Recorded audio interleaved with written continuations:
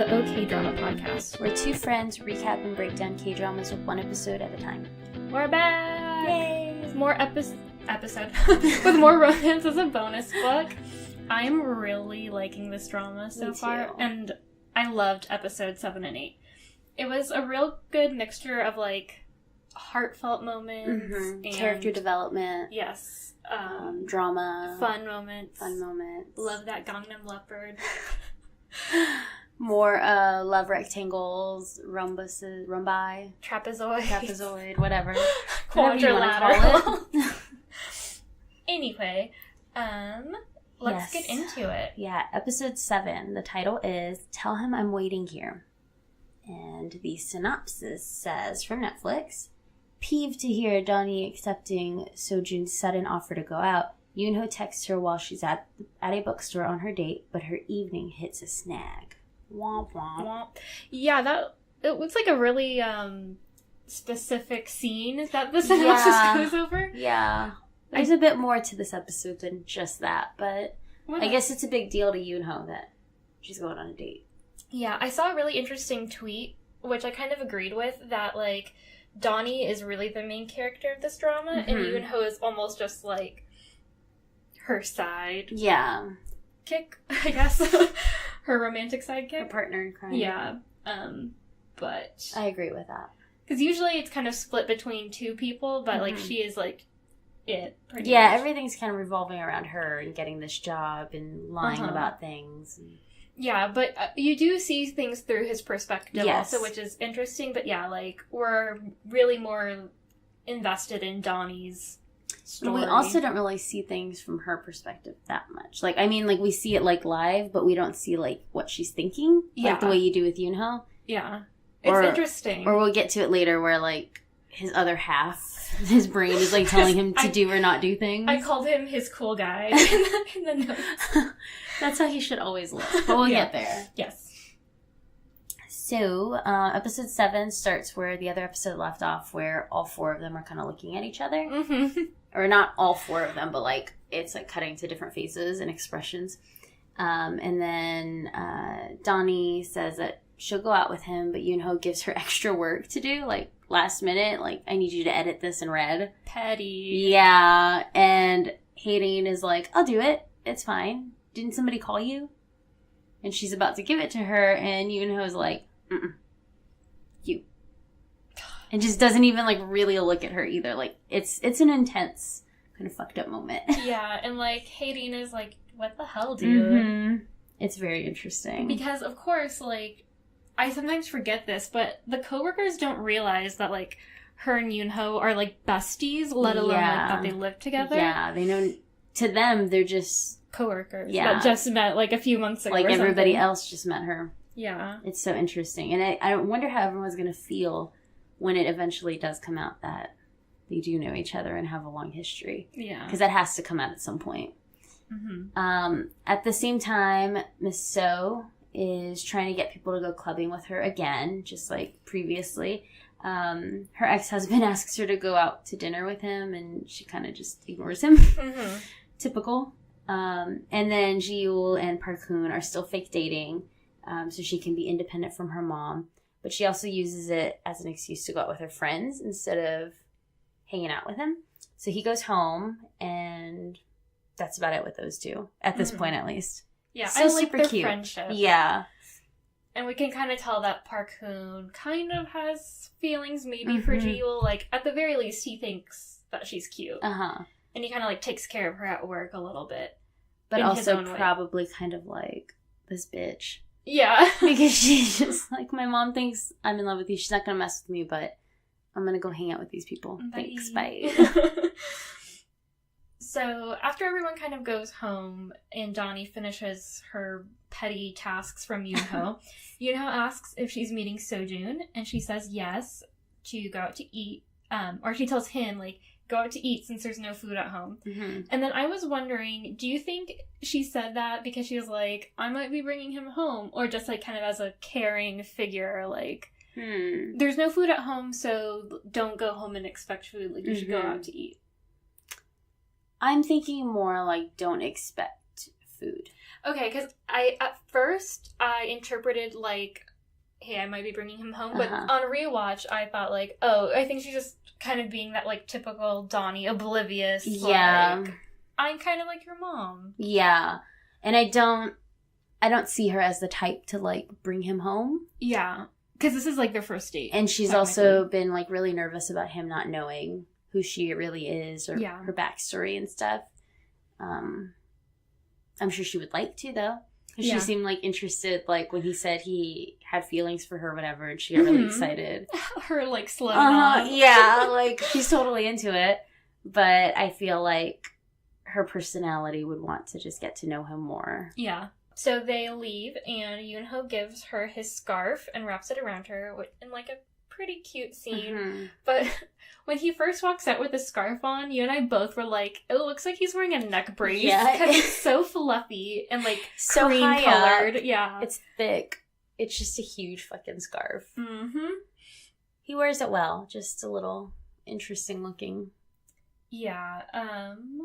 So Donnie finally meets up with Sojun, and Yoonho walks through them and like very typical, like, I'm trying to break you up kind of stance. And he tells him not to stay up too late. Thanks, Dad. Yeah, I know. Just so classic, like, little brother, whatever. Or big brother. Just brother stuff, I guess. So then we cut to Park Hoon in his cute little apartment. He has, like, a little studio thing going on. Yeah, he's adorable.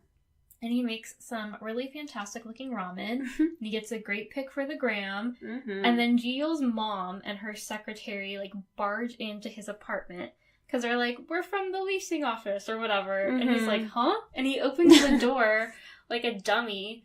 And they just like come in without taking off their shoes. Which is super rude in Korea. Fuck. No, yeah, they have like no respect for him at all.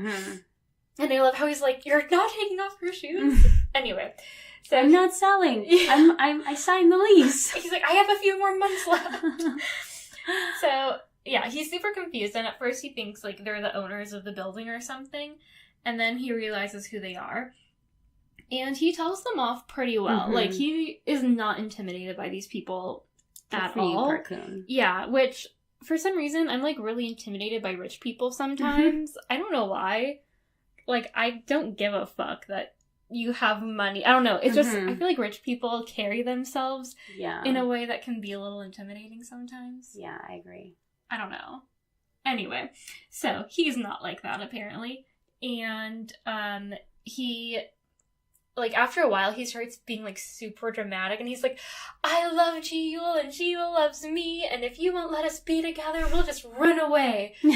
And, again, in his, like, dramatic telling of his love to her mom, he's like, and you guys should take off your shoes.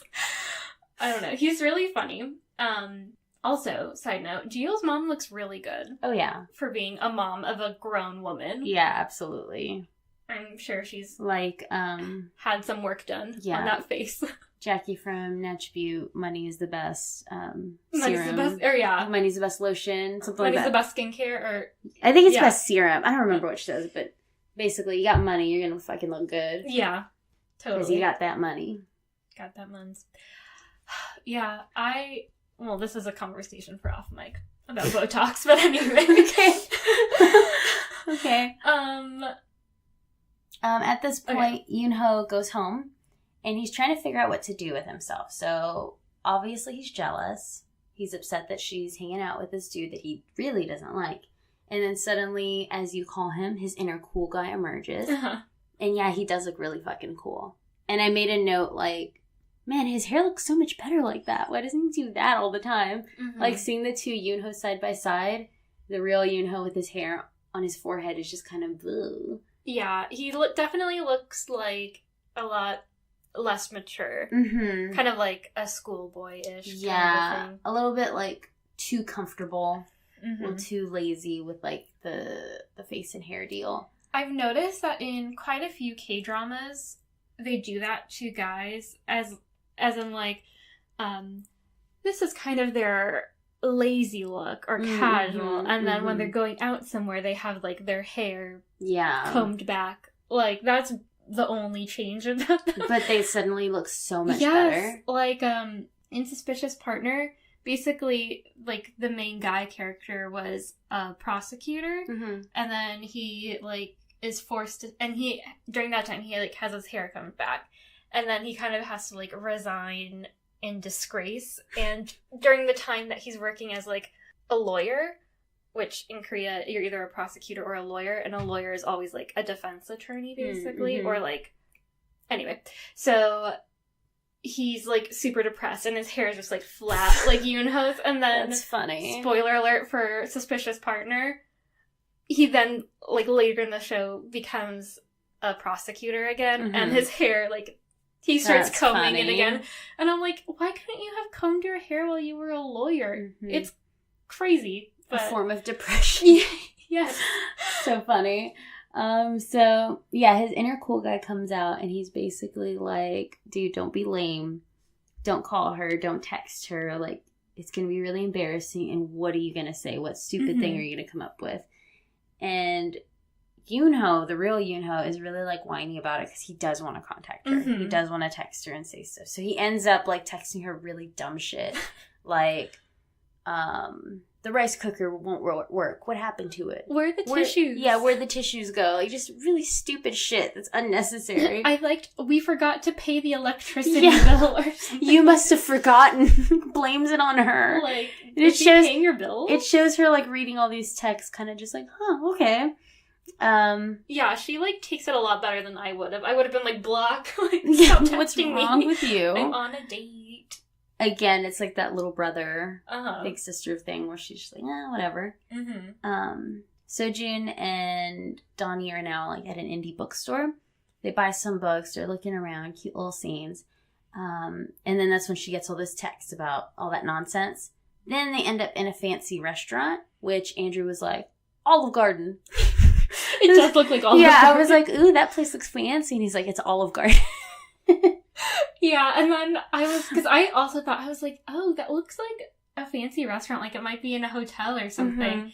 And then Andrew was like, it looks like Olive Garden. And then I thought, my standard for what a fancy restaurant looks like is really low. Same, yeah. I guess I don't know many fancy restaurants. Sorry. No. Just give me unlimited breadsticks, please, and thank you. Soup and breadsticks. Soup salad breadsticks.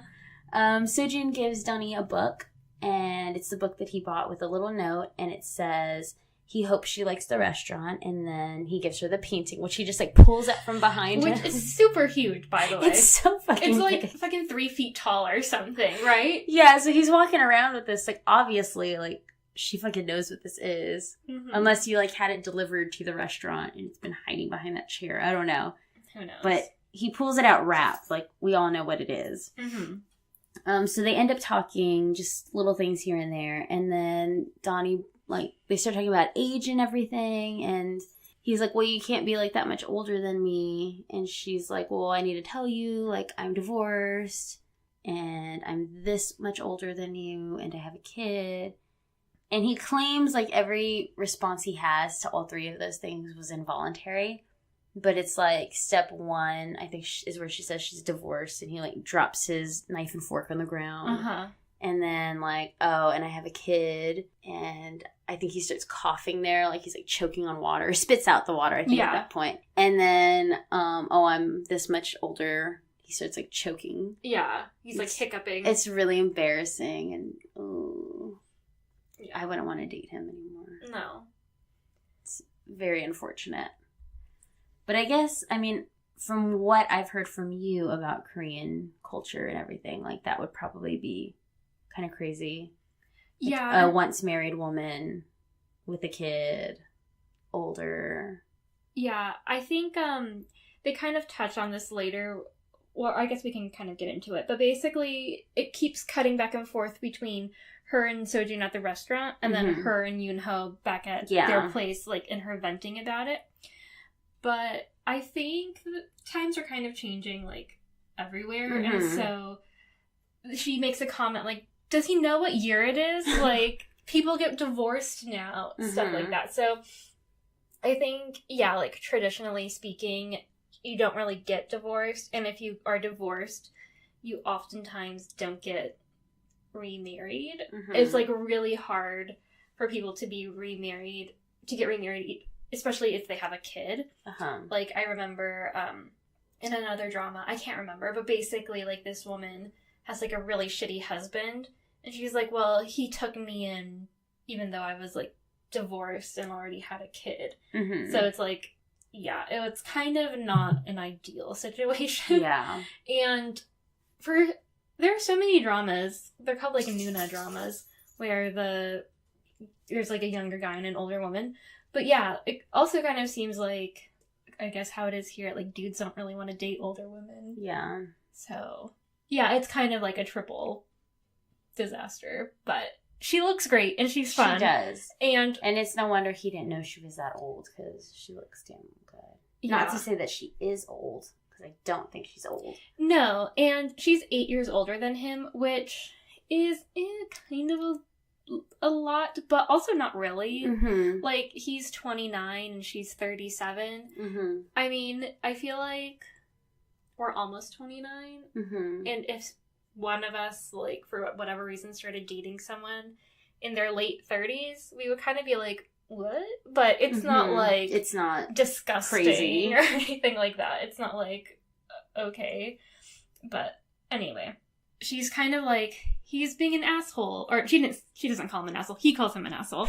You know, it's like, you shouldn't see that guy again. Like, he sucks, pretty much. And then we kind of cut back to Sojun at his house, and he's just, like, stewing over all of the mistakes he made. So and he tells Donnie that he has, like, carpal tunnel syndrome, and it's just Jam. It's just a hot mess. Like, the whole night sucked pretty much once she started, like, telling the truth.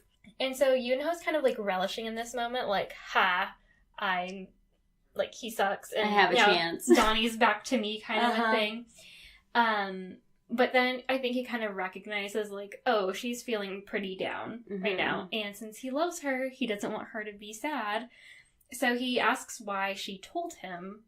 Like, you could have kept seeing him. Why did you tell him all this stuff about yourself? Because we never see your kid, so... Yeah, like, you could have totally hid your kid for a while. She says that she felt like she needed to tell Sojun because it seems like he actually had feelings for her, and, like, it wouldn't be fair to, like, lead him on and think that she was, like, one way when actually she, you know, has all this past and baggage and stuff. So then he tells her she has really bad taste in guys, which I feel like we all know those people who have really bad taste in guys or girls. Yeah. And she's like, I know I do. So sad. And so, kind of like we were saying earlier, Yoonho's, like, really conflicted at this point because Donnie's sad, but he's happy that it's not working out for them. So he tells Donnie to not be bothered by what happened between her and Sojun. And she says that it's to be expected, but he tells her that none of that stuff bothers him. So basically she's like, well, I don't know what I expected, like, I am old and I have a kid and I'm divorced. Like, that's going to be shocking to people. And he says that none of that stuff bothers him. And he has a pretty, like, another dramatic speech, kind of like he did a few episodes ago. And it's just so obvious. Yes, it is so obvious. He's saying, like, I like a girl who's divorced, who's older than me. I have no problems with it. Yeah. And then she gets mad at him. She's like, you've been dating a divorced woman? And then she hits him, and then he gets mad. Again, kind of like last time. Like, you don't get it. And then storms off. Next day at work, they're in a meeting. And Mr. Bong does a very dramatic poetry reading where he's at the window. And he's kind of sulking. And he tries to sell water purifiers for one of the poets he supports. And he's pressing Yoonho and Mr. Kim, who's the, like, main boss, to publish a poetry collection for this guy, but nobody wants to do it, and they're saying, like, poetry doesn't sell, nobody wants it, they're not interested in that, like, it's a waste of our money. He's following the boss into his office, he keeps complaining, and Mr. Kim basically tells him, like, you need to grow up, and, like, you're worrying so much about this guy, and you should have been worrying about your family, and you're divorced now because of that, like, you're putting everything into the wrong thing. Yeah. You're worrying so much about things that shouldn't be worried about. And then his ex-wife is standing there, the one who's been wanting to club all the time and party and totally ignoring him. Uh-huh. She's like standing at like the large window glass door area, staring at them.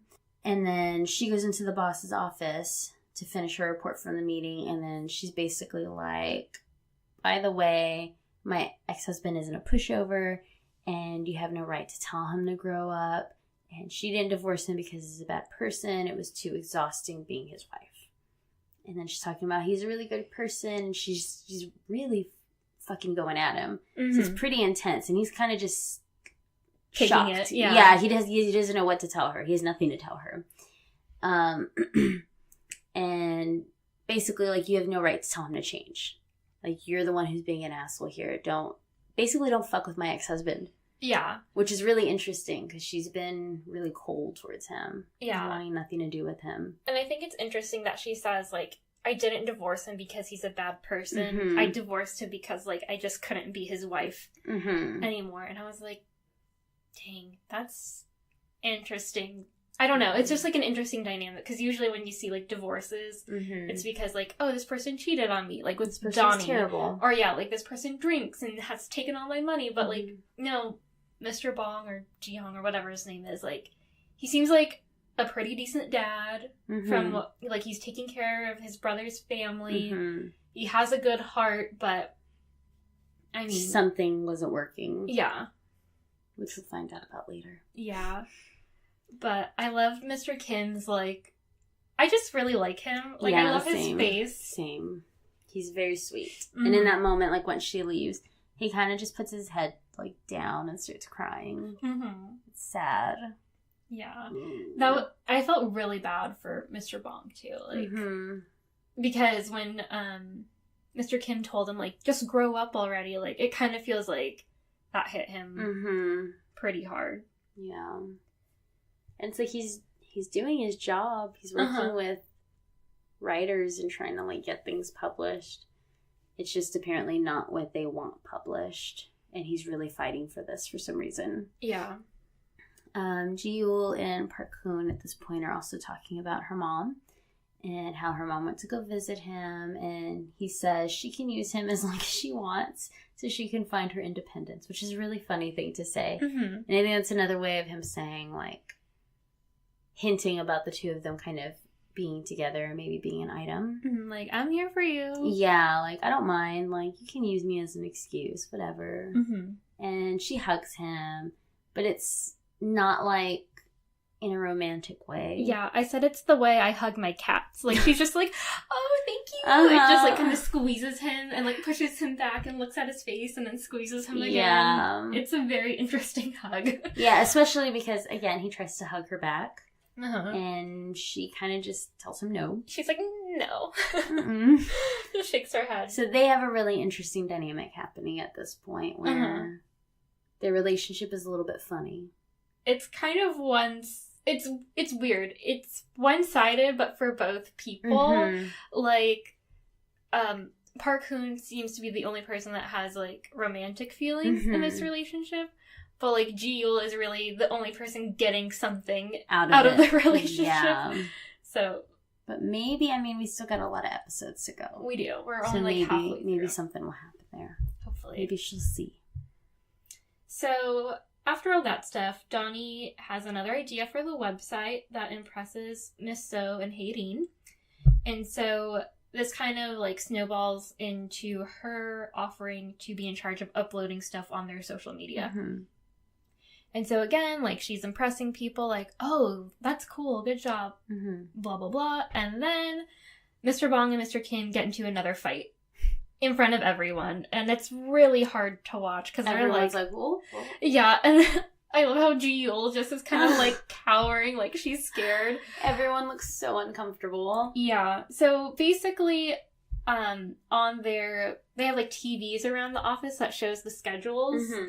And so Mr. Kim sees that Mr. Bong is taking the poet out to lunch, and he's, like, basically saying that they don't run a charity. Why are you taking this poet out to lunch? Like, we're not going to publish him, so you're just wasting money.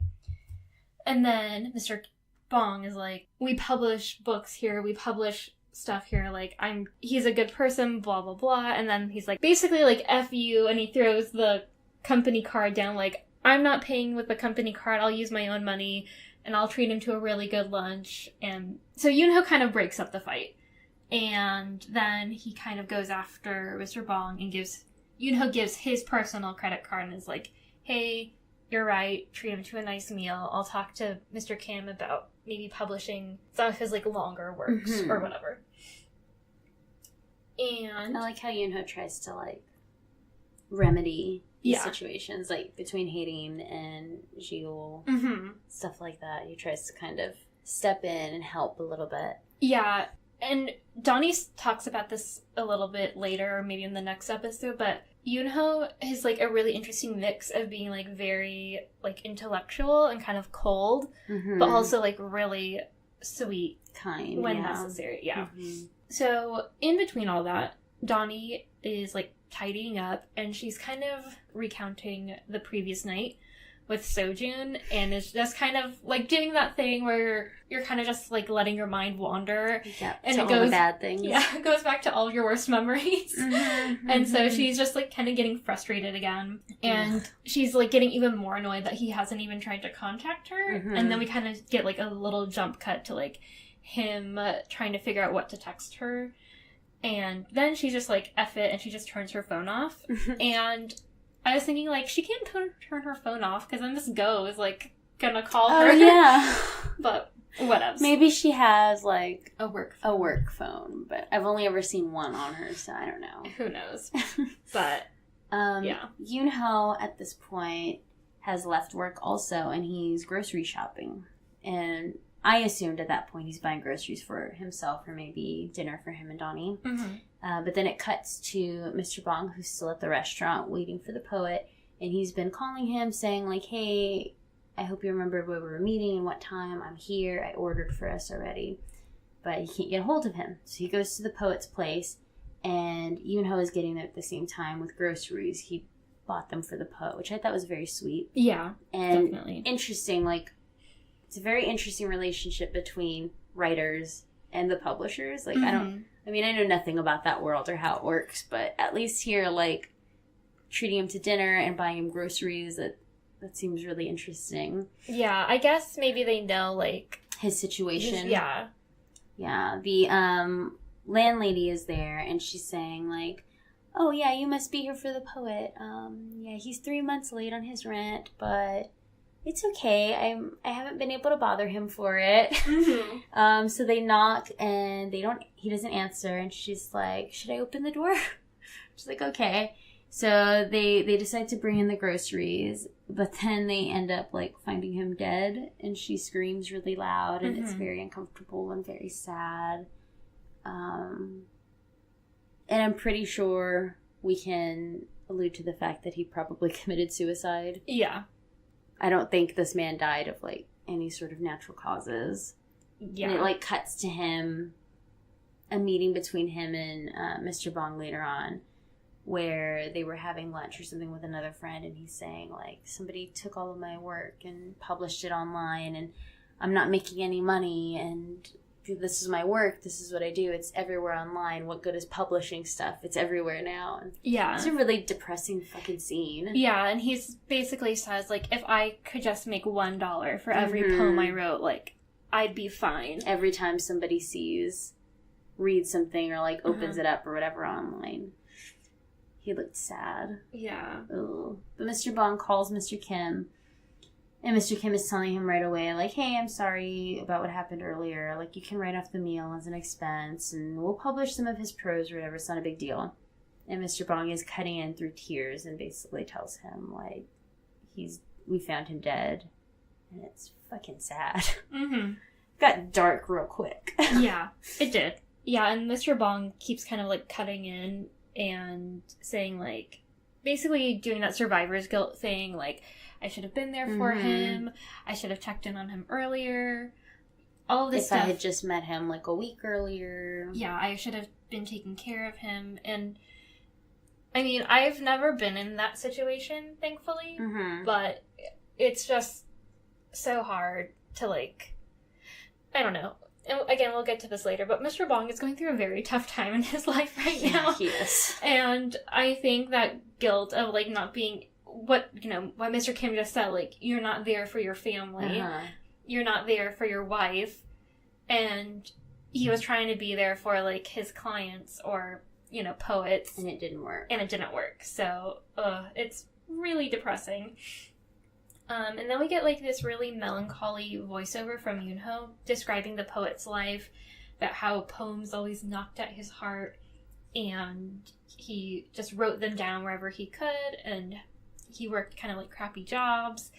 And then we cut to his funeral, and it's just the three dudes, like, crying. So then everyone is back at work, except for Mr. Bong, who has been gone for 4 days, apparently. And Mr. Kim asks Miss So, which is his ex-wife, if she's called him, and she says no, and says that Mr. Kim should call Mr. Bong. So then Hae-rin and Ji-yeol have another moment when Hae-rin asks her to read through some author submissions and make a report for all of them. And Ji-yeol doesn't know how to do anything. How did she get the job? I think someone asks that in a previous episode, and they're like, because she went to a good college, basically. Yeah, I think someone was like, who hired her? And it was Mr. Bong, who's like, who hired her? And they were like, you did. You said her being from a good university or, like, her prestigious schooling would pay off or something. But we can tell, like, she's totally one of those, like, rich girls who just got into a good school because of her family. And didn't have to do anything or work for it. Yeah. So she doesn't know how to do anything, and Hae-rin has a really funny response, which I think is pretty great. And Ji-yeol's like, cool, can you show me? And she's like, I'm not going to waste my time teaching you how to do something that you don't even care about. And I'm like, dang. That's how I feel. Yeah. Every day. So then Donnie kind of, like, overhears and helps Ji-yeol out by showing her where, like... She's so nice. Yeah. Donnie's way nicer than me. Maybe... I would have just, like, looked. I would have given side-eye during this conversation. Like, you would have been, like, with one earbud out listening to everything. That's how I am at work. I'm just kind of, like, constantly looking around. I probably look like... Your eyes are on the screen, but your ears are, like, flipping around like a cat. Listening to everything. Just, like, one ear forward, one ear back. Yeah, that's just me. God. My life. Always too fucking good. Eavesdropping. Too good. Yeah, so Donnie helps Ji-yeol out, and Ji-yeol's like, oh, this is easy. And it's like, okay, girl. When someone's helping you, yes. So then we cut to Hae-rin venting to Yoonho about one of the writers not meeting her deadline. And she's basically like, she was on Twitter. Guess what she posted on Twitter? And I love this, like, little bit of, like, what's, like, physical comedy where she, like, puts up 3 fingers and she's, like, counting down the, like, words. And she's about to end where, like, her middle finger's, like, the last finger up. And so she has to, like, start over. I really like these, like, subtle, kind of funny moments. But basically, she says, like, she was bored. Can you believe she was bored? And Yoonho's kind of, like, sticking up for her. And they have, like, cute, kind of friendly, arguing banter going on. And then Hae-rin snaps her fingers as if she's hypnotizing Yoonho. And is like, you'll have dinner with me. And he snaps back at her. And he's like, I got plans. And then she, like, keeps snapping at him, like, you're gonna have dinner with me. And she's so cute. And I don't know why Yoonho doesn't like her. His heart's somewhere else. I know. His obsession is somewhere else. I know. But he can't get Donnie out of his head. They would be a really cute couple. They would be. And, like, super successful and stylish and beautiful. Agreed. But, yeah, the heart wants what it wants. Next scene, we see Yoonho is podcasting, and he's interviewing an older woman. And at this point, we're not really sure who she is. Then it kind of cuts to Sojun and Hae-rin both at the same flower shop. And they ended up ordering the same type of flower, the same bouquet.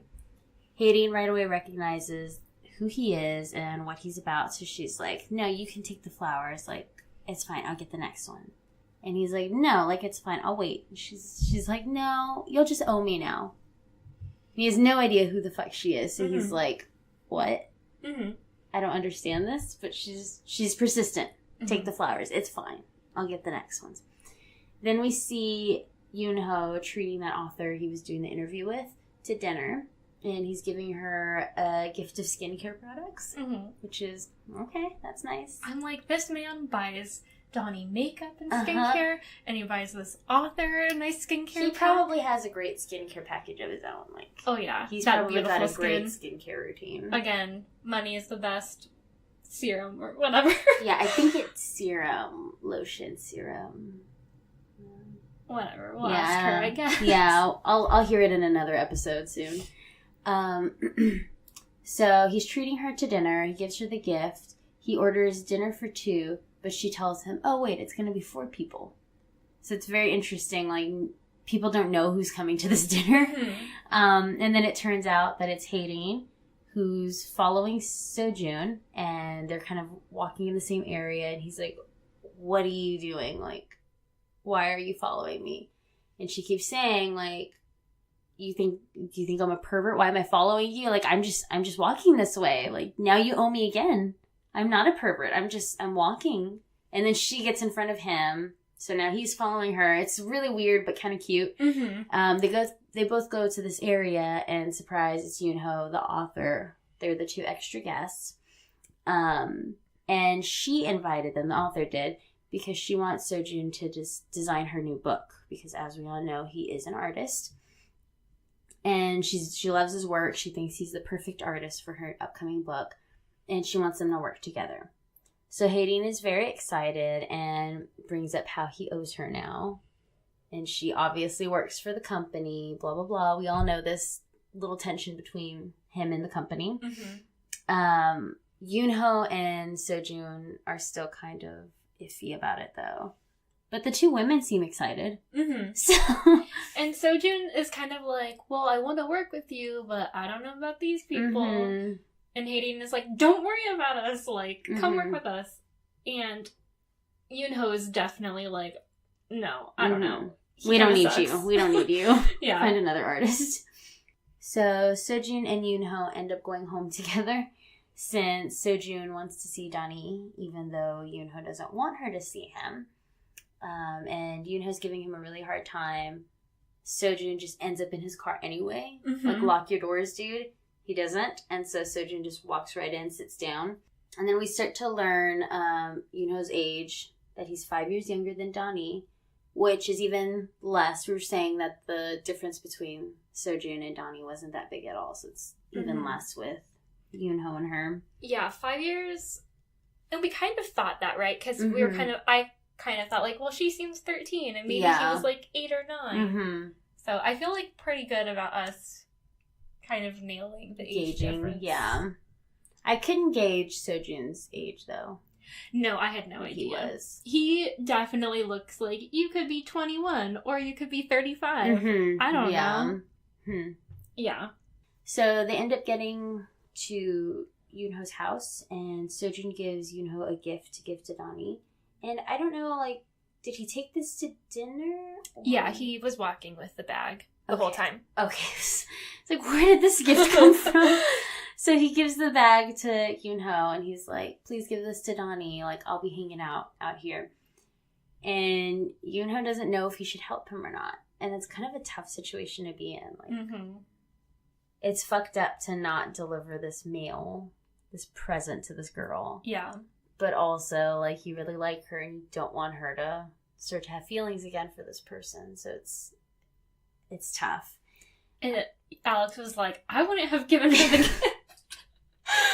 And he was like, if I liked you and somebody else wanted you, I'd be like, fuck you. Get out of here. So we know how Alex would play that game. Yes. So he walks into the house, and at first he doesn't give it to Donnie. He just kind of goes to his room. But then inner cool guy, Yoonho, comes out, and he's like, love isn't about possession. Don't be an asshole. Like, go give it to her. It's fine. And so Yoonho then recounts how much he regrets letting her go on her wedding day. Which is so sad. Yeah. And it cuts to scenes of the 2 of them together where they're, like, running. And it looks so dramatic and romantic and beautiful. I know. Ugh. And we'll get to this later, but I was just thinking about Donnie, like, running away on her wedding day. Mm-hmm. I was like, she should have done it. Mm-hmm. But, her life would have been so much different. Yeah. In the end, he decides to give her the gift, and it's a stuffed little toy animal, or toy, and it looks like a green onion. Mm-hmm. It's very cute, but I was thinking to myself, like, where the fuck do you find a green onion doll? Yeah. A little green onion with a smile. Where did this come from? And he tells her, like, hey, this is from Sojun. Like, he's outside waiting for you. And she gets super excited, and she's like, I'm so glad I didn't take my makeup off. Mm-hmm. How do I look? And she, of course, looks cute and amazing as usual. Uh-huh. But she excitedly goes outside, and end of episode. That's it. Oh, and we see Yoonho kind of, like, Oh, yeah. pensively looking through the window. Oy. You know. So, episode 8. The hot touch was a dream. Mm-hmm. Ooh. So, the synopsis is, when Sojun makes Donnie a curious proposal, Yoonho protests and tells her it's not what she thinks. Yoonho and Donnie reminisce together in the snow. When does he tell her it's not what she thinks? I feel like he tells that to himself. Mm-hmm. Because he's saying, is the not what she thinks, like, he doesn't actually have somewhere to work, so he's just, like, fake riding the bus with you?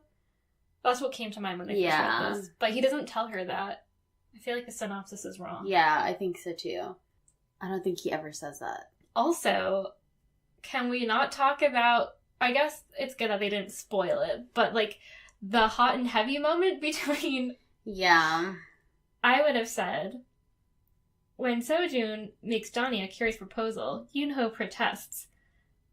Yoonho and Donnie get a work assignment together, and things get interesting during their late night work session. Interesting. That's my synopsis. I'm into it. So. I'll take that one over Netflix's. Okay, thanks. I'm open for freelance synopsis writing jobs, so if anyone needs that service, hit me up.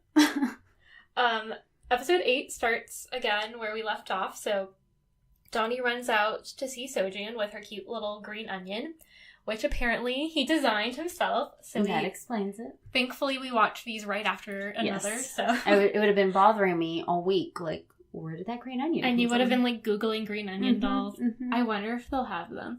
Did I tell you? Probably not, because you didn't watch Encounter, but there were some stuffed animals in Encounter, and my mom sent me a picture, and she was like, I found the vending machine with those... vending machine? Well, the claw machine. Oh, okay. Claw machines are apparently very popular in Korea. Fun. So, yeah, in Encounter, they play a claw machine game together, and they win a stuffed owl, I think. And she's like, I found them! That's so funny. Yeah. So. I'd be all over those claw machines. I'll bring you back some stuffed animals. Okay. A green onion, please. Okay. I'll do my best. Okay, so they're kind of talking about, like, nice to see you again, blah, blah, blah. Mm-hmm. And then, of course, Yoonho comes out, and he's, like, protective brother mode, and he puts a jacket on Donnie, and he's like, hey, it's cold, like, you need a jacket, and come back quickly, because you promised you'd watch a movie with me. And I'm like, you didn't need to throw in that last part, because she's like, what are you talking about? Which is, like, embarrassing for him in front of Sojun, like, what? And Sojun's looking at him like, I know what you're playing at, guy, like, whatever. So anyway, he goes inside, and Sojun and Donnie go on a walk, and he tells her that the author that they just met wants him to design the book, and she tells him to do it. And they're kind of just, like, moseying along, and she kind of stops and smiles. And he's like, what's going on? And then she, like, pulls out these hand warmers from her coat, and Sojun is like, they're hand warmers. And she's like, yeah, Yoonho put them in my pocket for me, so my hands wouldn't get cold. And she looks, like, really... I don't know, like, touched at, like, what a sweet gesture that is. And they start talking about Yoonho and how she still can't exactly tell what he's thinking. Like, he's such an interesting guy, even though she's known him for more than 20 years, which is nuts. She still can't exactly tell what he's thinking and how he takes care of her even without her realizing it sometimes. And so during that time, we see Yoonho at home, and we see him take out a book from his study. and one of the letters that Haydeen wrote falls out, and he just puts it back really casually. So we were kind of talking about it, and we kind of think like this signifies like Yoonho has seen these letters before, and he's just pretending like he hasn't seen them. I know. And this is kind of like in the scene, Donnie's kind of has like a voiceover, like we kind of see them walking and like Yoonho, and so I feel like, I could be wrong, but I feel like at that point, she's kind of talking about how he can be kind of cold at times, and how he can be really generous at other times. But I'm like, oh, Yoonho. So you have somebody who calls you her little brother and treats you like such that you're in love with, and then you have somebody else who's obviously in love with you, crazy about you. Yeah, and you're just totally ignoring her, not even giving her a chance, and like not giving her the benefit of saying like, hey, I know you like me and I'm flattered, but like I just don't have the same feelings. Just leaving her hanging, like, and hoping. Yeah, like he should just be like, I think you're really great, and like I really want you to find love one day, but it's not gonna be with me. So like, please.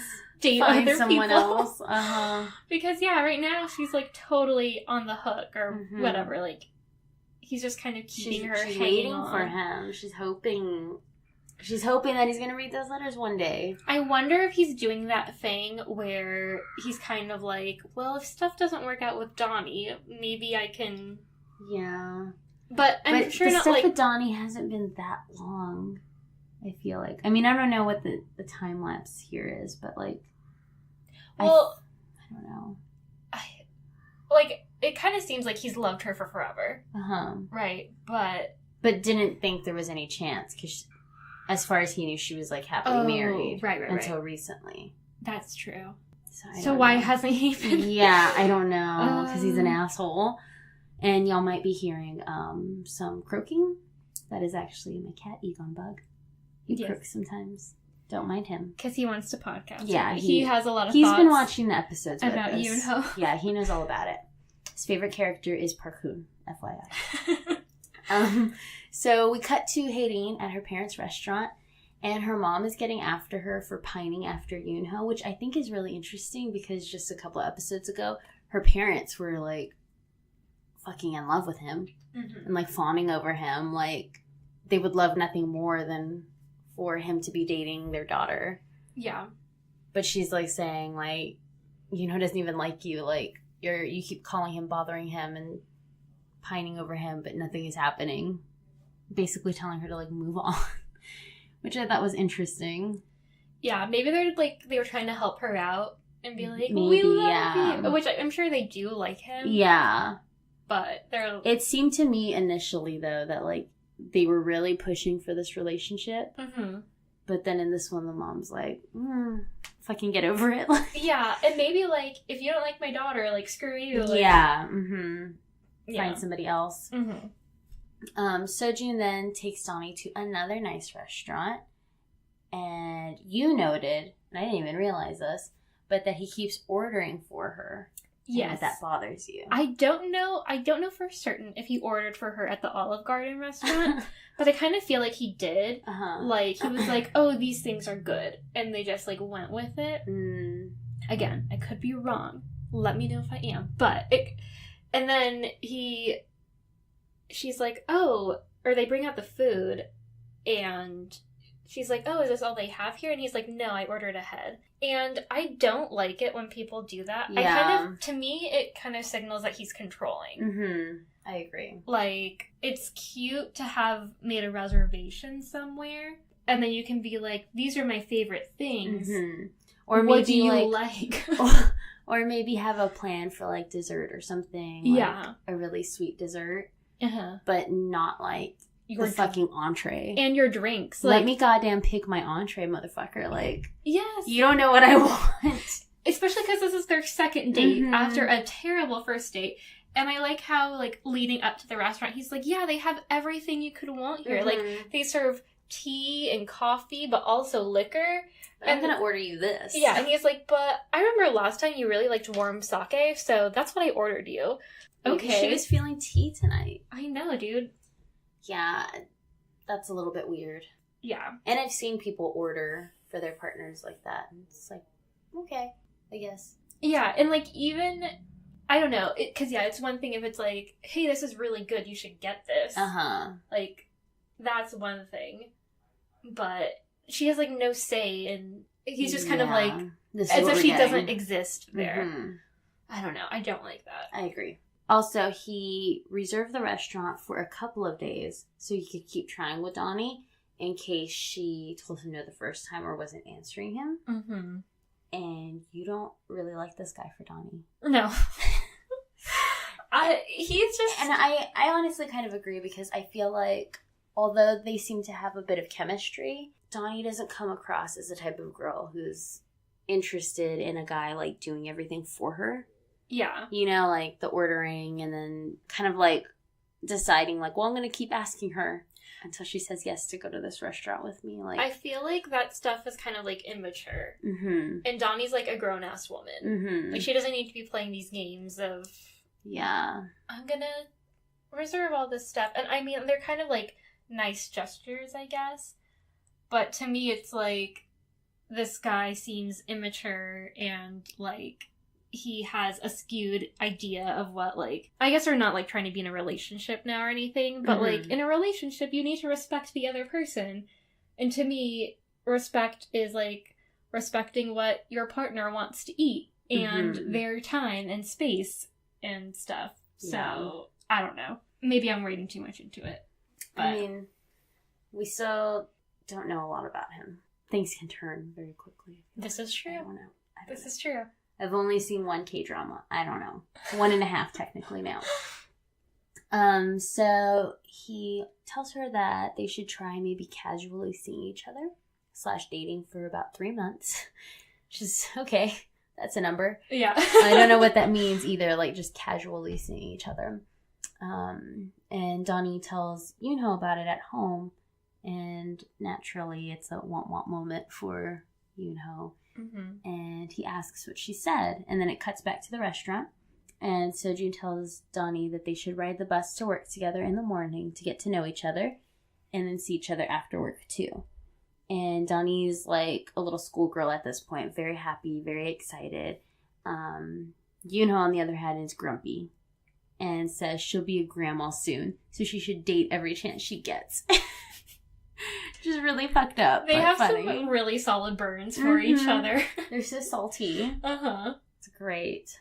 So then Yoonho apologizes, and he says that he's just in pain. Again, she's totally oblivious. Mm-hmm. And so she's like, oh, you don't feel good? Like, and then she puts her, like, hand on his forehead for, like, checking if he has a fever. Mm-hmm. And he says that he doesn't hurt there. And then he pulls her hand down to his chest, or over his heart, and says that he hurts here. Like his heart. Mm-hmm. And then she starts feeling him up, which I think is the part that you were talking about earlier. Like, because I guess he has pecs now or something. And she's like, dang, when did you get all this? You've become a man. And then he pushes her down in like a kind of sexy way, kind of scary way. Mm-hmm.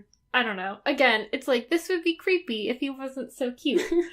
And they didn't know each other for forever. And he tells her, yes, he has become a man. A good one, in fact. And I was like, dang. Mm-hmm. That's a good line. Yoonho has great lines. When he's not being, like, childish. Yeah, when he's not telling her that she has to date every chance she can get. Because she'll be a grandma soon. And so then he walks out all cool.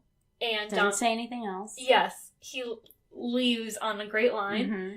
And Donnie's like all flustered, and I love the line where she says that she needs to get laid because she's like, what's going on? Like, I think my heart almost fluttered. I need to get laid. And then she yells out to him, basically getting after him for leaving the lights on in the bathroom. And then he comes back out and yells at her, and he's like, you shouldn't be excited about Sojun just because he likes you. She only likes him because he likes her. Yeah. And he tells her that she's still really attractive and a lot of guys will like her. What matters is how she feels about him. Like, do you like Sojun? And then he calls her dumb. And we're back. Yeah. I really like this show because there's so many, like, really dramatic and, like, cute and, like, sexy moments. And then these, like, moments of reality kind of, like, bring it back down. And you're like, okay. So, and then Donnie's like, what the hell? Because he, like, storms off again. She's like, okay, but he didn't turn off the lights. She's just so fucking oblivious. Mm-hmm. Oh, God. Like, how do you not see this? Yeah. How do you not, like, feel this? And as far as we know, it's not, like, Yoon-ho oblivious, like, fake oblivious. Mm-hmm. Like, it seems like she actually is not, like, comprehending that Yoon-ho is crazy in love with her. Which I don't understand. Oof. I know. Oh, God. Yeah, Egon. I don't understand either. It is the next day, and we see Sojun leaving his house, and sweet little Goombi is super confused because Sojun is apparently a liar and works from home. As we know, he's an artist, so he doesn't need to take the bus. So I guess, like, kind of sweet to be, like, choosing to hang out with her in the morning on a fucking bus ride, but also, like, a relationship based on lies. Going to work, like, what office are you going to, you know? And he totally could have been like, hey, I work from home, so I don't have a strict schedule. We could ride the bus together in the morning. Or maybe, like, get coffee or something before you go to lunch or tea or go to work or whatever. Like, do, like, something, you know? Like, why fake that you go to an office or go to a place for work? Again, he's immature. He's weird. Yeah. He was a sweet angel man at first. Now he's a little bit weird. Now he has a fucking weird office room with a weird lock, and he's a liar. God. He's a controlling liar. Yeah, Yoon-ho sees him waiting at the bus stop, and he's like, the fuck. So he confronts him about it. He gets jealous since he can't go to work with Donnie because coworkers can't find out. And he's really torn. He's like, I should be the one going to work with her. Like, she should be in my car driving with me. But people can't see that. And I can feel him, like, getting very frustrated there. I get that. Like, it should be him. It would be the most convenient to be him. Yeah. But for the sake of, like, how she got this job and what their work relationship is supposed to be, it doesn't work at all. Yeah. So they keep kind of, like, bickering. Like, Yoon-ho calls out Sojun and is like, hey, I know you work from home. Like, I know you stopped your contract with this other company. Yeah. And Sojun's like, you're not going to tell her, right? Again, my feelings about him have turned very quickly.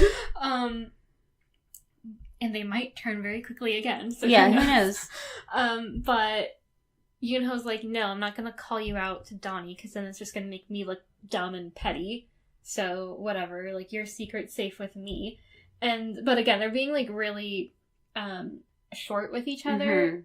And I think Sojun is like, hey, why are you being a jerk to me? And Yoon-ho's like, why are you being a jerk to me? And then they're like, they try to be polite, so they say good morning to each other, but in English, which I like it when they, like in K-dramas or in K-pop, when little English words or, like, references to Western culture are made. I'm like, oh, I know that word.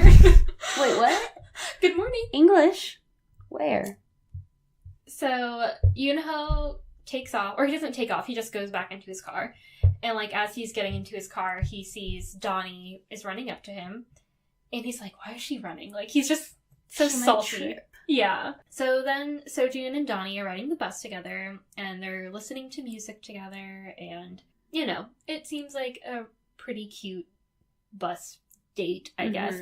This is kind of like in high school when you're riding the bus, like, you share your earbud with the person you're sitting next to. Yeah. It was very much that. High school. Yes. So she is at work, and I guess she's kind of, like, reminiscing about her time with Sojun, and she makes a note in the book that he gave her. So his note was about their first date, their, like, terrible first date, and then she writes about their first bus date in the book, and I'm like, okay, that's cute, I guess, but I'm not a fan. So Ji-yool comes in, and she's really proud that she's early. So it kind of seems like Ji-yool and Donnie are one of the first people to show up. So Donnie gives Ji-yool some of the reports that she helped her with. And Hae-rin is, like, seeing everything, standing behind them. And she looks super annoyed with Ji-yool, because Ji-yool turns in the reports, like, as if she did them. Yeah. And Hae-rin is like, doesn't tell her anything, like, good job, or, like, I know what you did. Like, she doesn't even want to give her the time of day. Yeah. She's just like, hey, here's more work to do. Like, do this. And Jill, like, does this pouty face. Jill, the actress who plays Jill, makes great faces. Yes, absolutely. She's really funny. My favorite was the car scene. Yes. Screaming. She has a big mouth. Uh-huh. It doesn't look that big until she, like, stretches it out, but... Anyway, so... weird observations. Just a little. So everyone gets excited when Yoonho brings the manuscript in to work from the night before. And apparently this author writes everything by hand, which is nuts. But they're also very excited about that. Like, nobody does this anymore. Yeah. So, like, really excited to read it. They're really excited to, like, thumb through. And I guess this author is, like, a pretty big deal. So they're like, they, like, the whole office gets there. They're like, positive energy. And after a little bit of discussion, Yoonho and Donnie are assigned to digitize the manuscript. Which makes Haydeen a little bit jealous, I think, because she's, like, the first one to offer, like, digitizing it. And they're like, no, it should be Yoonho's job. And then I think the president, or Mr. Kim, suggests that Donnie work with. So it's not even Yoonho, it's just, like, a third party person. And then he, of course, is just like, yeah, that's great. Yeah, of course. So Haydeen is like, okay, fine, but I'm gonna get Sojun to be the book designer, and everyone's like, ooh. And so everyone's really pumped, and they're like, yeah. And then Miss So is like, awesome, who wants to go clubbing with me tonight?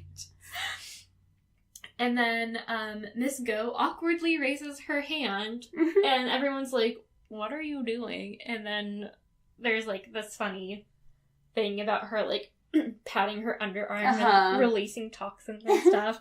And then Donnie basically gets forced into partying with Miss So because she tries to get out of it, and then Yoonho, like, doesn't back her up on her Oh, yeah, she's like, don't we need to work on the manuscript tonight? And he's like, no, we'll start it tomorrow. I'm like, yeah, go out and have fun.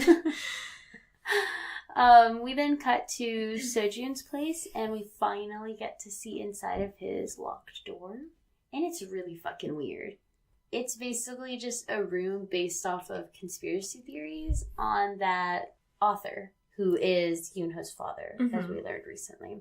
So it's just a bunch of articles and pictures, and there's, like, lines and, like, thread pointing to different things. Like, it's fucking weird. Yeah, if you Googled conspiracy theory bulletin board... That's, like, what he has. Yes. No wonder Lil Goombi is just, like, pouting outside of his door because he thinks it's fucking weird. He's like, don't be like that, Dad. Dad, what's wrong with you?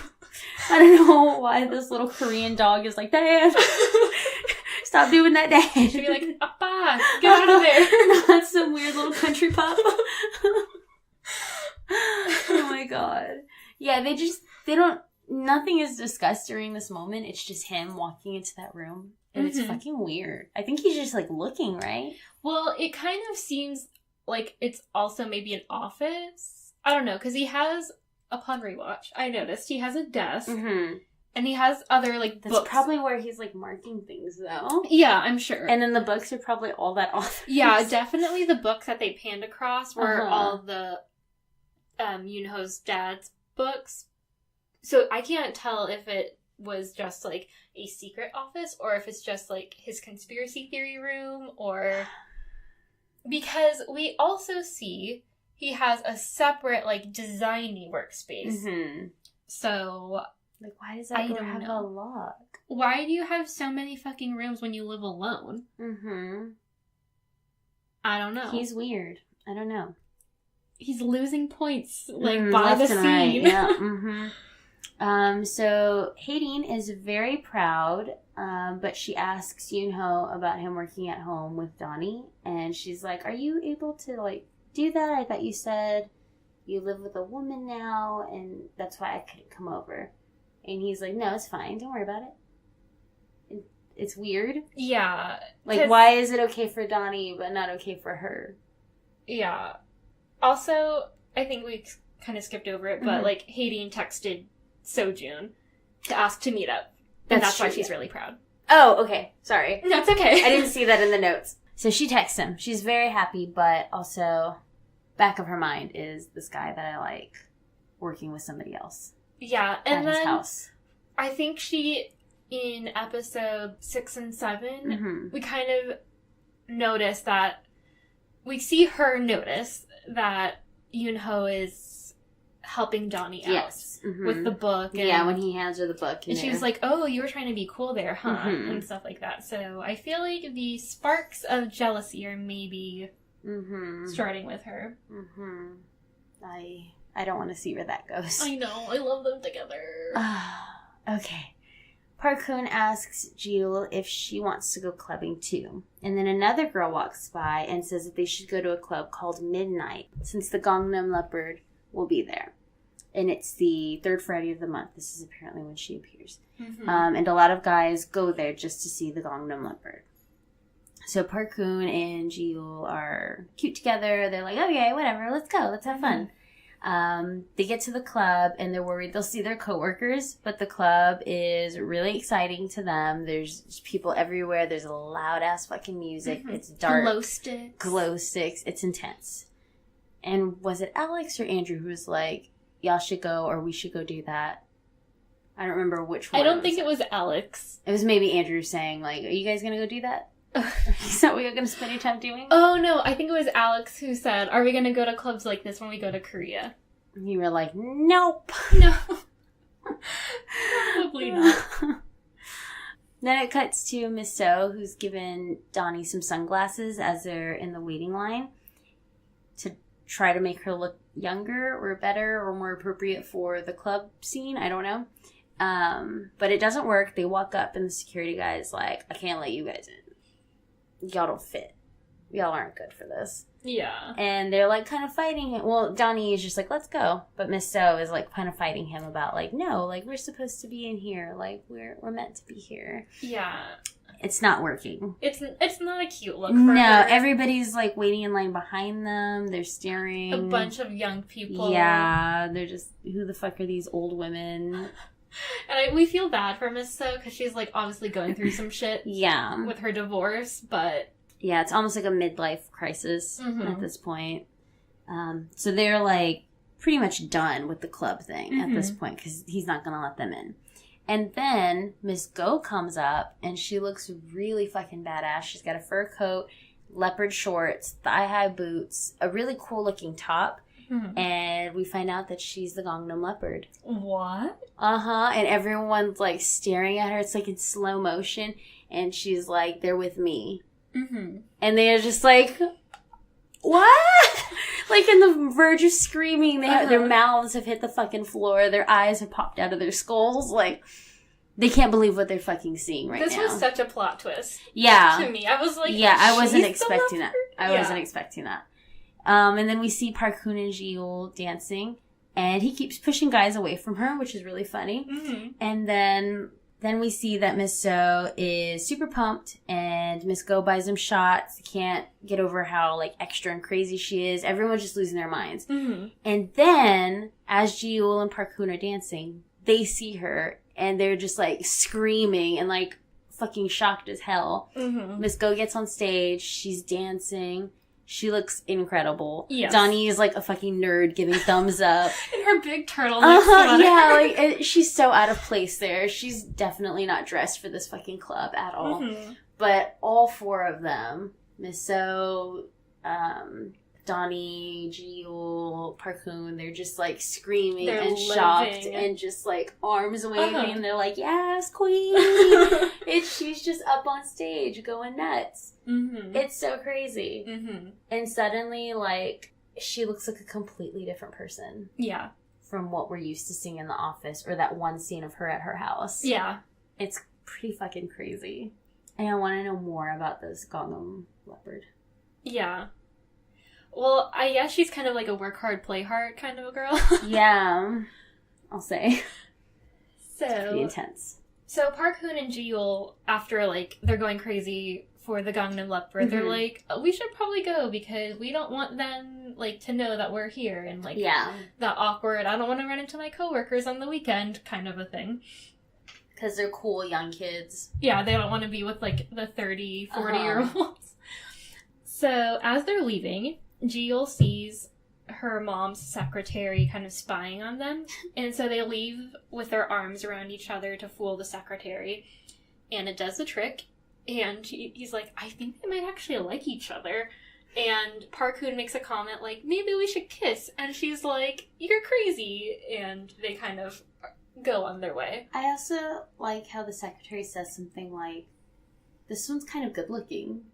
Like, he makes a comment about how Park-hoon is kind of cute. Yeah. That's really funny. Yeah, because Jill makes a comment earlier at some point. It's like, my mom just can't believe it because you're ugly. And he's like, what the fuck? And she was like, well, no, you're very handsome. You're just not my typical type of guy. But also, like, the people her mom was trying to hook her up with in those photos were, like, chubbier men who were, like, older and not very attractive. Yeah. Park-hoon is definitely not, like, a 10. No. But he's not an uggo. Nah. He's like, a very average-looking person. He's just a little goofy looking. Yeah, and I think he's, like, a little short. And yeah. But yeah, he's, like, to me, if he was dating one of my friends, I'd be like, oh, okay. That's fine. Yeah.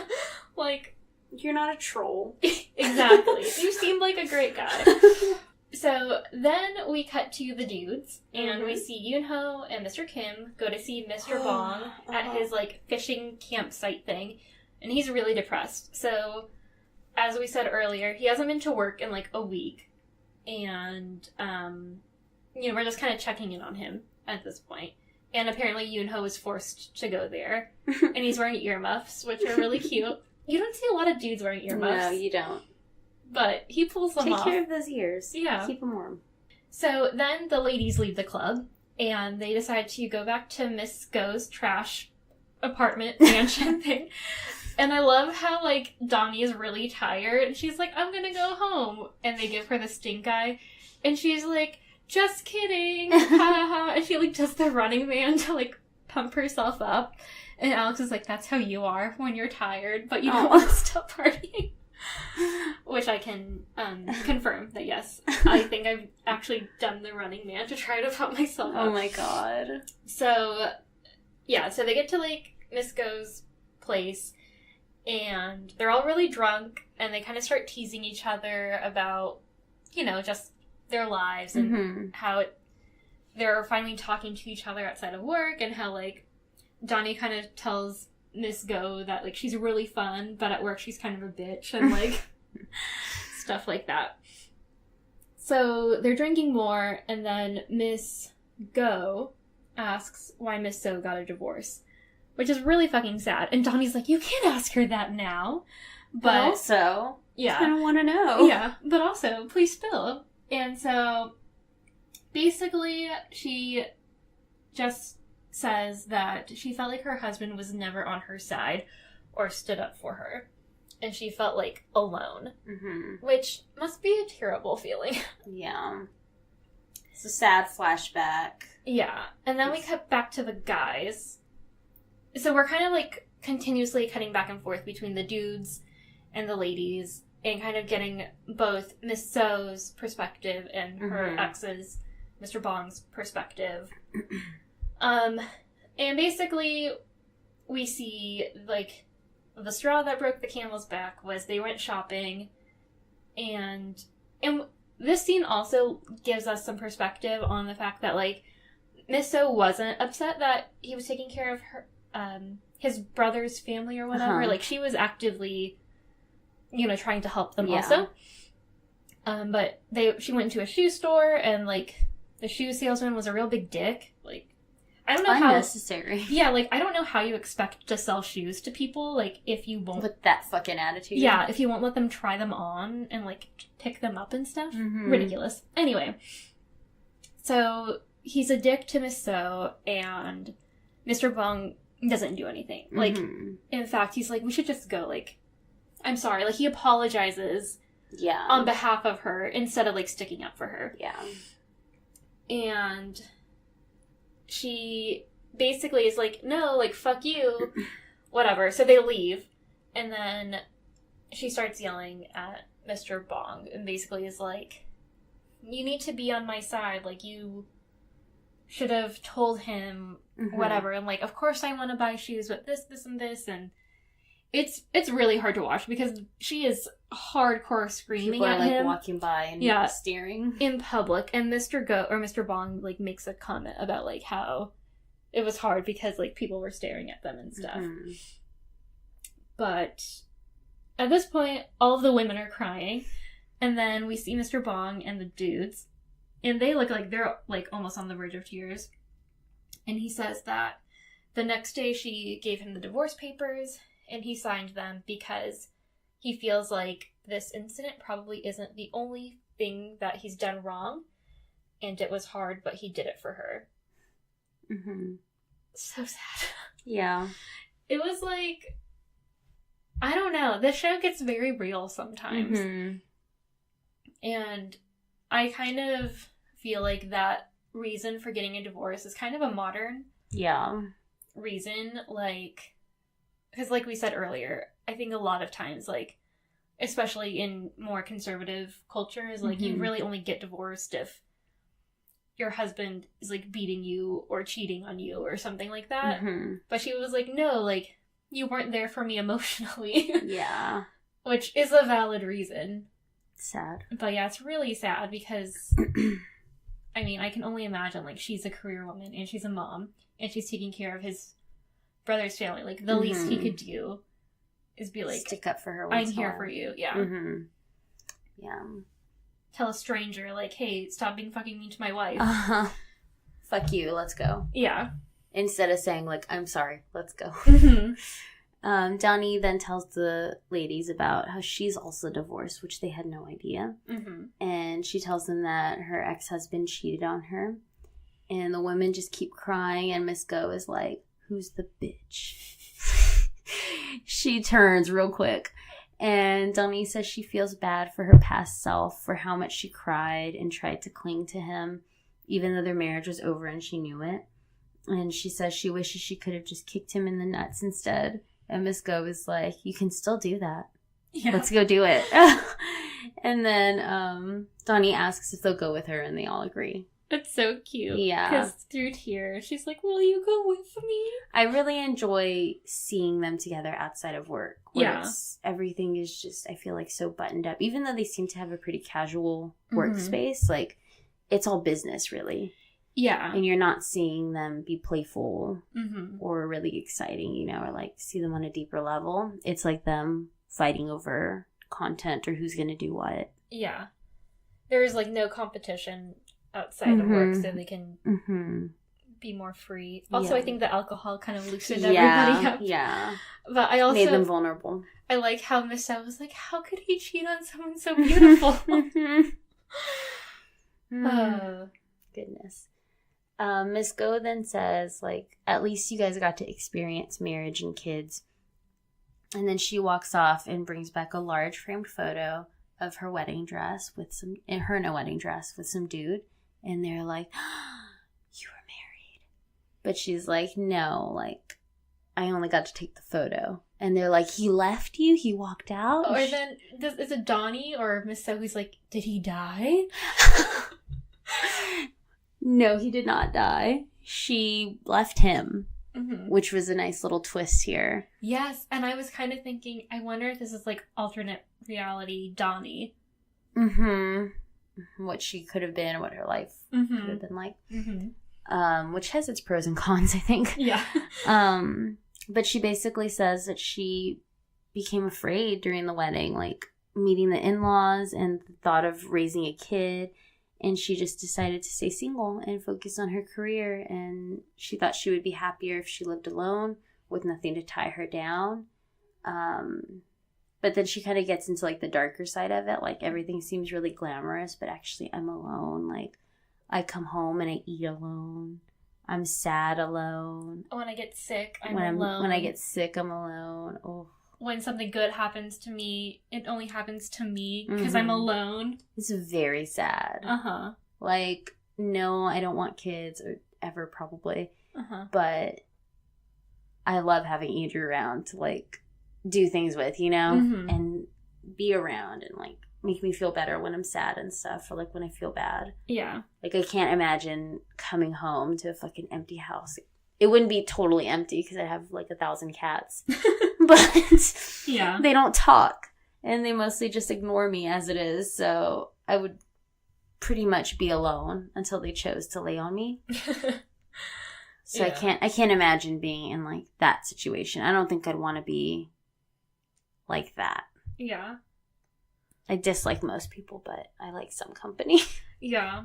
So they're all like, again, kind of crying together, the women. Mm-hmm. And then it cuts to Yoon-ho coming home, and he's like, hey, Donnie, where are you? And he can't find her. And then he sees her little like lifeless legs sticking out. And she's like passed out in the kitchen, and he freaks out, but she's just drunk AF. And it's actually a little scary because they have that like kind of ominous music playing, but and you just see her little patas like sticking out. Yeah, but she snores, and you know she's okay. And it's kind of cute seeing how protective of her he is. So then we see him tucking her in, and when she wakes up, he gives her tea. She remembers all the mean shit she said to the girls the night before, and apparently she curses like a sailor, or like us, because she's like, y'all are so fucking annoying, like, y'all are some fucking annoying bitches. She's sleepy, and she's probably so fucking tired. Yeah. So then we see Miss So, who is completely hungover. Face is a wreck. Yeah, still in the clothes from the night before. She turns up to Mr. Bong's campsite, and she's looking, like we said, a little rough. And they kind of eat ramen together and drink coffee, kind of in silence, it seems. And she tells him that he should come back to work. And that even though the poet died and they got divorced, he still needs to live his life and take care of his family. And so then she walks away crying. Do you think they're going to get back together? I hope so. I kind of hope yes, and I kind of hope no. I don't know. I'm kind of on the fence because I want them both to be happy. But I kind of like the idea of, like, her being like, you know, I need to do stuff for me, too. And, like, hopefully they can just, I don't know. Well, we'll see. I think I'd be happy either way. Yeah, I feel like her being without him is leading to just, like, I want to party and get fucked up. Yeah, it's true. Which I think is, like, masking her sadness. Yeah. Drowning her loneliness and sadness, you know? Because I don't think she wanted to leave him. But I think things just kind of escalated. Yeah, rather quickly. And then suddenly, like, it was done. It happened. Yeah. It's pretty intense. Donnie and Yoon-ho get ready to go to work on the book. And you noted that it's interesting how often you see people cleaning in K-dramas. So if you want to talk about that a little bit. Well, I've just seen in a lot of K-dramas where they're like, let's clean up. And I feel like in Western TV shows, like, you never see people cleaning their house. No.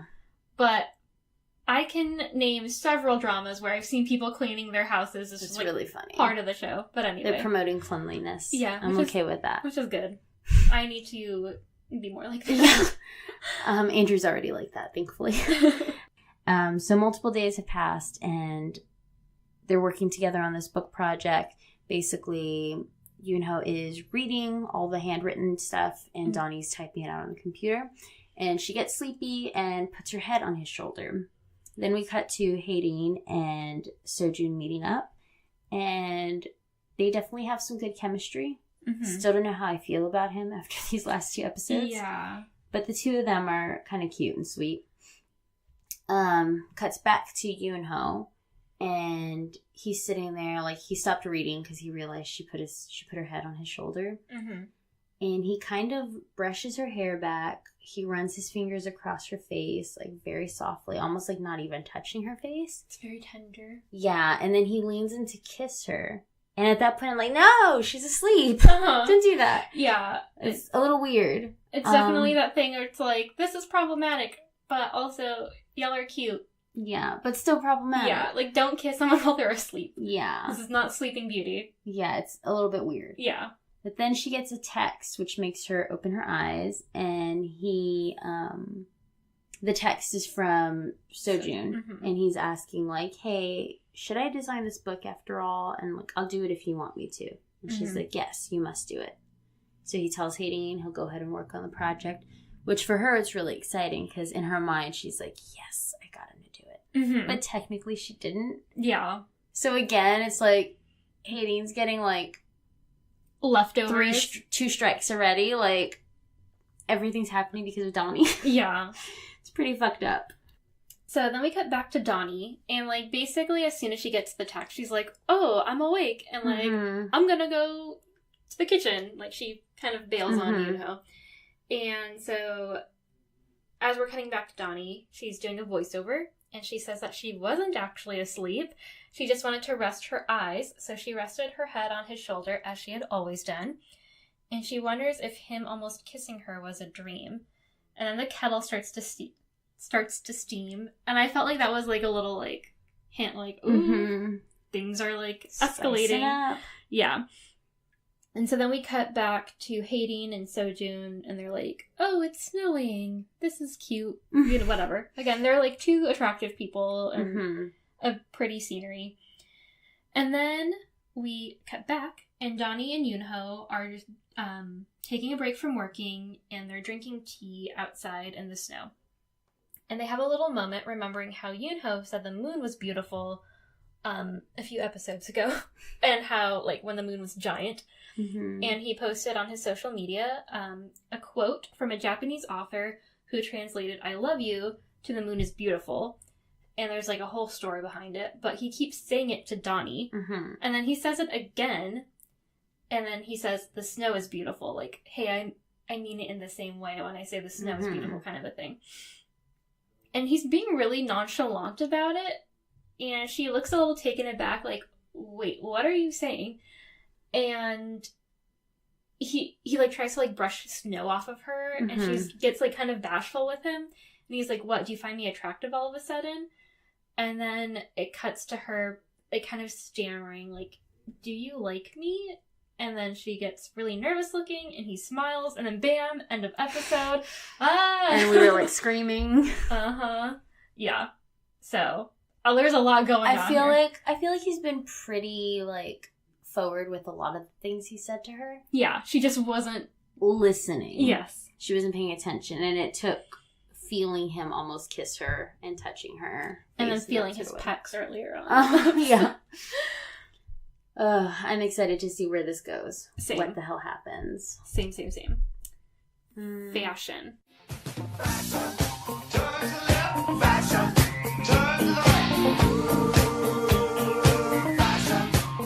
Yes, God!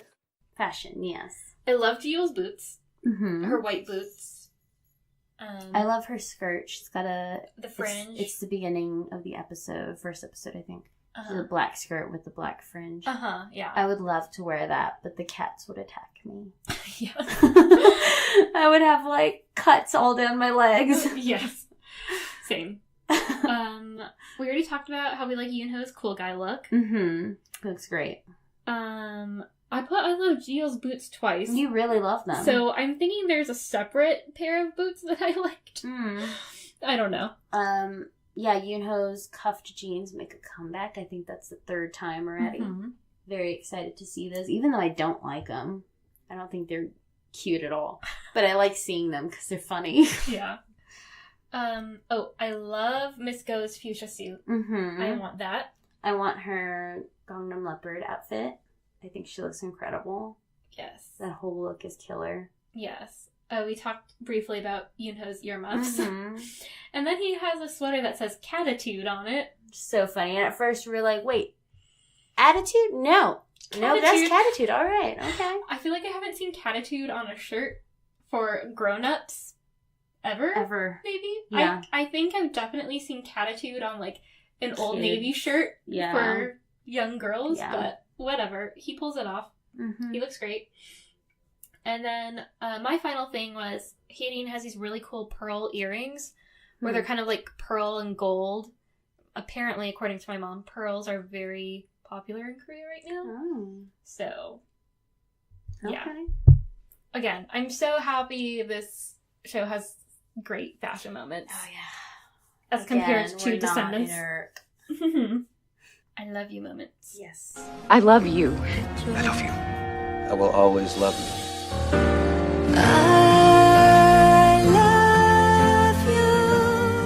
So I have kind of like an alternative I love you moment. I really like how Miss So stood up for Mr. Bong after she was like, hey, he's a good dude and I care about him. I agree. Yeah. I like how she's passionate. See, this is what he was missing. He should have stood up for her the same way she stood up for him. He maybe needed to see her do that and realize, like, oh, this is what was missing. Yeah, this is what I should have been doing all along. Yeah. As her partner. But then also, I kind of want to be like, were you telling him that throughout your relationship? Or did you just serve him with divorce papers when you couldn't take it anymore? Like, you need to tell your feelings before they become too much to where you can't handle it anymore. So. Yeah, and I feel like she probably didn't speak up about it. And that's why she blew up so hard. In a mall. Yeah. My I love you moment, I think I will pick when the three women are drunk together. Oh, yeah. And they're talking. Just because I feel like they haven't really talked about these things. You know, like, it doesn't seem like Donnie has any female friends. Yeah. And it doesn't seem like Miss Go does either after that last outing we saw with her other so-called friends. Yeah. Who were like, let's not hang out with her anymore. And it kind of seems like Miss So doesn't really have friends. Yeah, because like she was just a wife and mother. Begging people to go clubbing. From work to go clubbing. So I don't think they've had that moment to just, like, vent about everything and cry about things that have been hurting them, and to women who are, like, empathetic to their situation. That's a good moment. So I think, like, having that moment together of just, like, fucking letting it out, drunken and all, like, just let it out, and then maybe you'll feel a little bit better. I think that was very, very beneficial to them. Definitely. I will also say, Yoonho and Donnie, they're pretty hot together.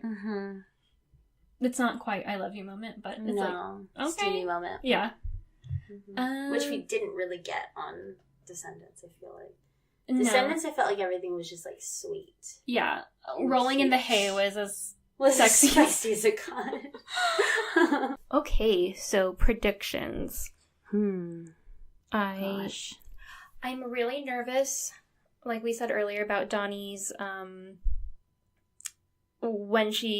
what will happen when she figures out that, one, that Yoonho is the person that, or Donnie's the person that Yoonho likes, that she lives with him, and also that the only reason that Sojun agreed to be the designer was because he also likes Donnie. And also knows her, and also knows Yoonho. Yeah. So weird. I know. I think a lot of people's feelings are going to be hurt. That the secret has been kept, and, like, people are going to seem, I don't know, like they're hiding shit, which technically they are. But it's going to come off worse than I feel like it would have. If they'd just been open. Yeah. I'm also interested in how this book project is going to happen. Like, what's going to happen with Sojun now working on the book design. He's obviously going to be involved with coming to, like, maybe meetings and discussions and things. So all three of them are probably going to be in the same room together, as well as all the coworkers. Yeah. So that's going to be really weird. I hope a blackmail situation does not arise. Where, I feel like it could. Yeah. And then the way the episode ended with Donnie being like, do you like me? I wonder if they're going to do that thing where it's like, do you like me? And then in episode 9 or whatever, it's going to, like, twist into, like, being a funny moment.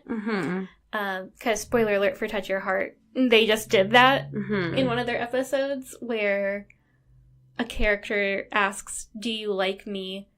And then the other character is like, what? And then you're kind of like, oh my god, they're gonna finally address it. And then the next episode, it's like, that's not what he meant. And it was all like, whatever, a funny circumstance. I feel like there's nothing else this could mean, though. Yeah. He almost kissed her while he thought she was asleep. Yeah. And she seemed to be pretty turned on by that. Uh-huh. And previously, too, when she, like, felt him up. And then he, like, was Pounced on top of on her. her. Yeah.